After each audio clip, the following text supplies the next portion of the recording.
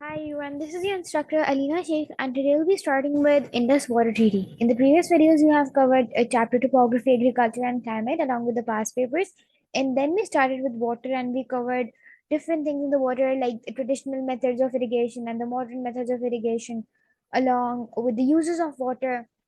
Then earlier we discussed something that the Indus River and the Balochistan River system, and this was all that we discussed. I will give the link in the description box of the previous videos so that you can easily watch them. And today we'll be starting with Indus Water Treaty. अच्छा, let's start.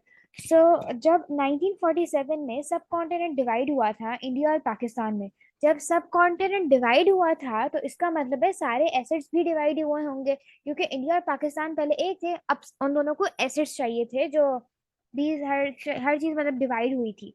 लेकिन पाकिस्तान के पानी का मसला था कि पानी के मसले को हल नहीं किया गया था, एक उस पर डिसीजन नहीं लिया गया था कि किसका मतलब कौन से रिवर्स का पानी इंडिया के पास होगा, कौन से रिवर्स का पानी पाकिस्तान के पास होगा। तो पाकिस्तान बेसिकली एक लोअर रेप्रेजेंट स्टेट था। तो इसका मतलब है कि वो स्टेट एक नीचे वाला स्टेट था, इंडिया ऊपर था और पाकिस्तान नीचे था। तो इंडिया जब चाहे उसकी जब मर्जी हो तो वो पानी का फ्लो रोक देता था, रिवर्स को बंद कर देता था, लाइक रिवर्स आगे फ्लो नहीं होने देता था।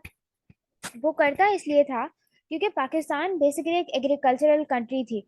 तो जब पाकिस्तान में एग्रीकल्चर के लिए पानी की बहुत ज़रूरत होती है, जब पानी ही नहीं होगा तो एग्रीकल्चर से हमारी इकोनॉमिक स्ट्रैंगुलेशन होगी, हमारी इकोनॉमी डिस्टर्ब हो जाएगी, डीस्टेबलाइजेशन होगी हमारी। तो डीस्टेबलाइज करने के लिए, हमारी स्टेबल कंट्री को डीस्टेबलाइज करने के लिए, स्टेबल तो थी नहीं इतनी लेकिन जितनी भी थी उसको डीस्टेबलाइज करने के लिए इंडिया ने पानी को रोका। ये उसने रोका 1948 में, 49 में, 51 में, इसी तरह रोकता रहा। तो पाकिस्तान इस इशू को डिप्लोमेटिकली सॉल्व कर रहा था लेकिन कुछ नहीं कर पाया।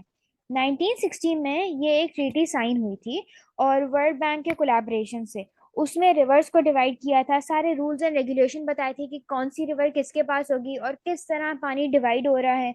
डिफरेंट मेथड्स बताए थे कि अगर वाटर कॉन्फ्लिक्ट आ रहा है तो उसको सॉल्व कैसे करेंगे। फिर ये भी बताया था कि वाटर क्राइसिस को पाकिस्तान ने ओवरकम कैसे करना है।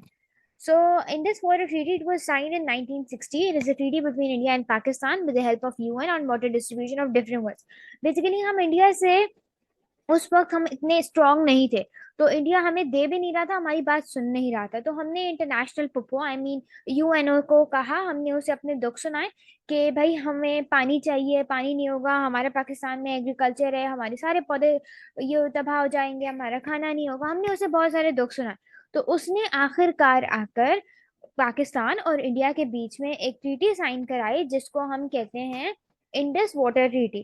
तो वो बेसिकली 1960 में साइन हुई थी, क्योंकि जो headworks of the canals of Sutlej and Ravi वो उसके हिसाब से उन्होंने कहा इंडिया में रहेगा as the share of India, और जो उनके ड्रेन्ड एरिया से वो पाकिस्तान के पार्ट में होंगे। तो दिस वाज इस तरह उन्होंने कहा था। So Pakistan was given authority over three rivers, Indus, Jhelum and Chenab. तीन रिवर्स की अथॉरिटी पाकिस्तान को दी गई थी और इंडिया को कहा था कि तुम लोगों के पास तीन ईस्टर्न रिवर्स हैं और वो है ब्यास, सतलज और Ravi. New Zealand, Canada, Australia, UK, India provided financial assistance to Pakistan for construction of barrages, dams and link canals. तो इस तरह इन्होंने फाइनेंशियल असिस्टेंस कौन सी कंट्रीज ने दिया? न्यूजीलैंड ने, कनाडा, ऑस्ट्रेलिया, यूके, इंडिया, इन सब ने दिया कि पाकिस्तान थोड़ा बहुत अपना ये डैम्स और बैराजेस, लिंक कैनाल्स वगैरह बना दे। और जो रिमेनिंग एक्सपेंडिचर था वो फिर वापडा ने दिया था, जो water and power development authority of Pakistan है, उसे कहा था कि रिमेनिंग एक्सपेंडिचर भी, like remaining expenditure I mean Pakistan ने खुद दिया था, remaining expenditure was met by Pakistan, sorry, and Pakistan ने मेट की थी रिमेनिंग एक्सपेंडिचर को। और वापडा से कहा था ये जो प्रोजेक्ट्स बनेंगे सुपरवाइज तुमने करना है, water and power development authority of Pakistan. अब डैम्स और बैराजेस कितने बनेंगे? दो डैम्स, मंगला एंड तरबेला। फिर उसके बाद बैराजेस, चश्मा बैराज, रसूल बैराज, मराला बैराज, कदीराबाद बैराज, ये बैराजेस बनी थी। और 10 लिंक कैनाल्स बनी थी जिसमें से 5 या 6 का आप नेम याद कर लें फॉर द एग्जाम।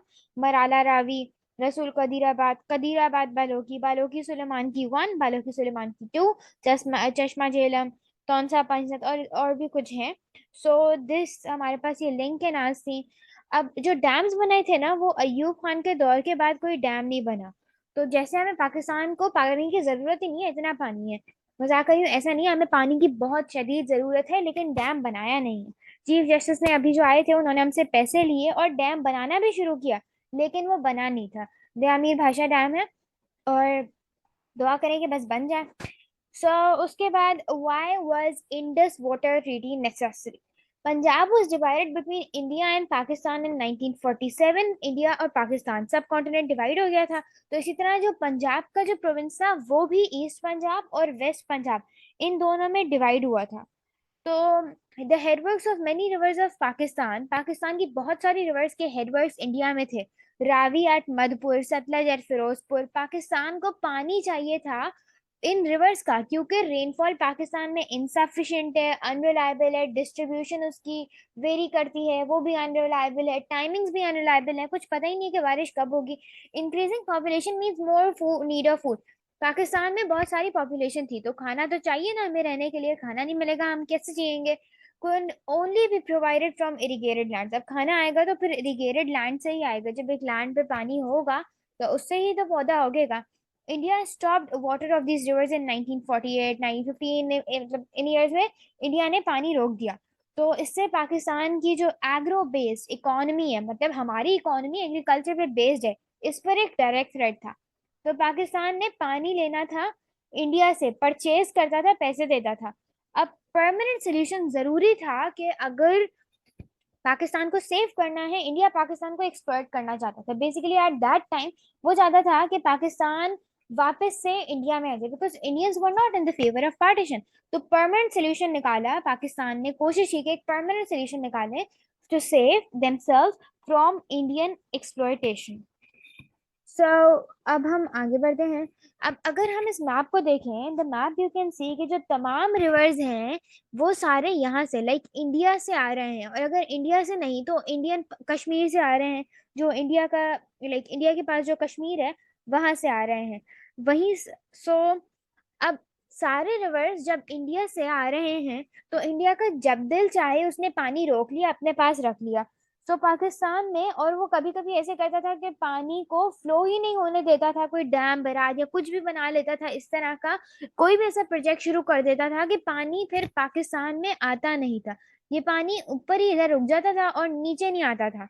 तो ये जो एरिया है पाकिस्तान का, ये जो पंजाब का एरिया है, ग्रीन वाले आपको जो रिवर्स नजर आ रहे हैं, ये पानी, ये वाटर डेफिशिएंट एरिया हो गया।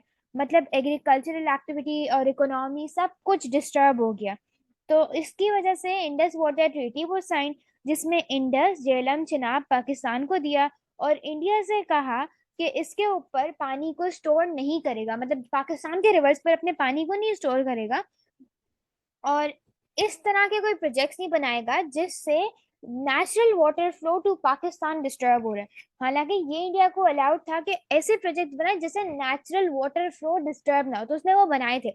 लेकिन जिससे नेचुरल वाटर फ्लो डिस्टर्ब हो रहा है तो वो उन्हें नहीं बनाने, वरना बाकी वो बना सकता था। और इंडिया को फिर इंडस वाटर ट्रीटी ने रावी, सतलज और ब्यास की reverse the. So this was for today, the Indus Water Treaty, and thank you so much for watching. Do subscribe to my YouTube channel.